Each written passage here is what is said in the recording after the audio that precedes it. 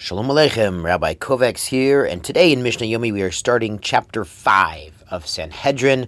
Now yesterday at the end of chapter 4 we talked about how the judges prepare the witnesses by talking about the significance of testifying in a capital case, including how if one person is put to death by their testimony, that could have the effect of destroying the entire world, all their descendants, to the end of generations. But saving a life is the equivalent of saving an entire world, and a lot of wonderful material in the Gemara as well at the end of chapter 4. But now we're on to chapter 5, when we're actually taking the testimony from the witnesses. Hayubodkin noton b'sheva hakirot. The judges would inspect the witnesses with 7 probing questions. Now, these questions are designed to allow other witnesses to come forward and testify about the first set of witnesses that they could not have been there to see what they're testifying about, to make them into Eidim Zomamin, which we're going to talk about in more detail in the next Masechta in Makot. But this is a great starter. Be'ezeh Shavua, which week? Now this Shavua means which 7-year cycle. Be'ezeh Shana, which year in that cycle. Be'ezeh Chodesh, which month of the year. Be'kama b'chodesh, what was the date. Be'ezeh Yom, what was the day of the week. Be'ezeh Shah, what was the hour. Check your sundial. Be'ezeh Makom, and what place. Rabbi Yossi Omer, he disagrees, says it's not, you don't need so many questions about just to establish the date. He says, Be'ezeh Yom, Be'ezeh Shah, Be'ezeh Makom. On what day, on what hour, and in what place. Rabbi Yossi's idea is we're usually taking testimony as soon as possible after the crime, after this murder. So it's typically not necessary to ask which year and which 7-year cycle. That would only be if the testimony was very old. You would need that, and typically we try to take testimony as soon as possible. Now the Mishnah adds more questions that everyone agrees to. These are not the questions just to set up the when and where, to allow for Eidei Hazama, for Eidim Zomamin. These are questions about really the aspect of the case. Makirin atemoto, do you recognize the person who was murdered? Was he truly a Jewish person? Hitraitem bo, did you give a hatra'ah, a warning to the would-be murderer right before the murder? Hatra'ah is from Lashon Ra'ah, but it's reflexive. It's hitpa'el, so it means we see you. So basically the witnesses are telling the murderer right before the murder, we see what you're about to do, and we're warning you, if you murder this guy, you're going to go to court and they could execute you for murder. So that warning, that acknowledgement that the witnesses say, we see what you're about to do, don't do it, and he does it anyway, he says, yeah, I know, that's necessary to execute the murderer. And ha'oved avodah zarah, if he was doing idol worship, et mi avad, which idol was he worshiping? Kama avad, and how did he do it?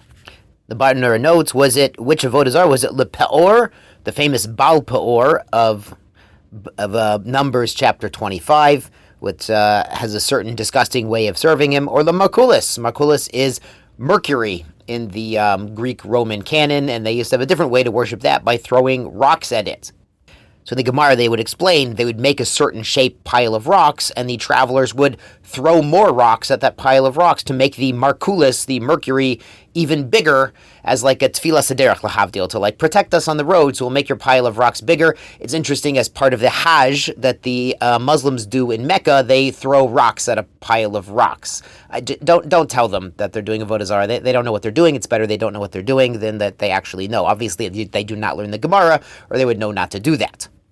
But anyway, I think the point the Bartenura is making is certain idols have a specific way of serving them. So if they were served in that manner, the Oved Avodah Zarah, the idolater, is liable for execution. Or if they serve an idol through bowing or nisuch or sacrificing a tefillah, the ways we serve Hashem, then no matter what the normal way to serve that idol is, they would be liable for execution. The idea being, if God forbid, not you guys don't do that, but if Ploni served an idol using any method we use to serve Hashem Yisborach, Ribono Shel Olam, he's liable for death. But if he was serving Baal Peor by throwing rocks at it, like you serve Markulis, he's done something wrong, but he's not liable for death in the court. On to Mishnah Bet. Kol marbe bidikot hareze mishubach. Any judge who increases the bidikot, the testing, probing questions, that is praiseworthy to do. Again, in a capital case, that's a good thing to do. We mentioned at the beginning of chapter 4, in a financial case, the judges sometimes would go a little bit easy on the witnesses and not be so exacting, because you want people to be able to testify about loans. If you're too exacting on witnesses, they will not want to be witnesses on loans. For example, Maise ubodek ben Zakkai beukse ta'enim. There was an event, a murder case, and Ben Zakkai started asking very probing test questions about the stems of the figs. In the Gemara, they mentioned the murder took place under a fig tree. So he was asking the witnesses, well, how ripe were the figs? Did it have thin stems, thick stems, long stems? And, it's a very exacting question that potentially the witnesses could disagree about, and we'll see the testimony be thrown out.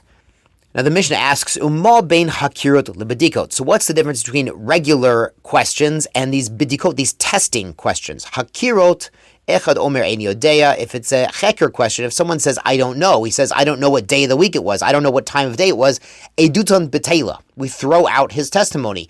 But bedikot, these testing questions, echad omer ein yodeya, if someone says, I really don't know how long the stems were, afilu shnayim ein anu yodim, even if both witnesses say, we saw the murder under the fig tree, but we really don't know how thick the stems were on that fig tree, eduton kayemet. Their edut, their testimony, is still valid. But the Mishnah adds, echad hakirot echad bedikot, whether it's regular questions or testing questions, bisman shemachchishin zayed zay, if the witnesses contradict one another, edutan betela. So if they disagreed about what time of day the murder took place, we'd throw out their testimony.